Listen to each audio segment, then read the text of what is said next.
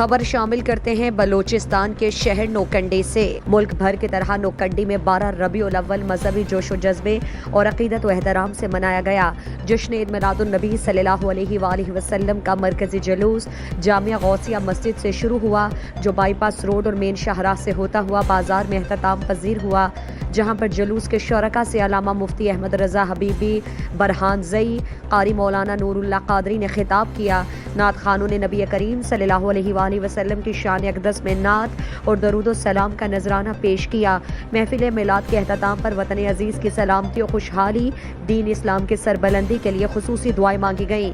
اس موقع پر Lewis force کی طرف سے سیکیورٹی کے سخت انتظامات کیے گئے تھے۔ بعد ازاں غوثیہ مسجد کلی غوث آباد میں لنگر تقسیم کیا گیا۔ مزید دلچسپ معلومات اور خبروں سے آگاہ ہونے کے لیے Gedrosia point Facebook page, Instagram, Twitter کو فالو اور یوٹیوب چینل کو سبسکرائب کریں۔ بیل آئیکن بٹن دبانا نہ بھولیں تاکہ مکران سمیت بلوچستان کی خبروں سے جڑے رہیں۔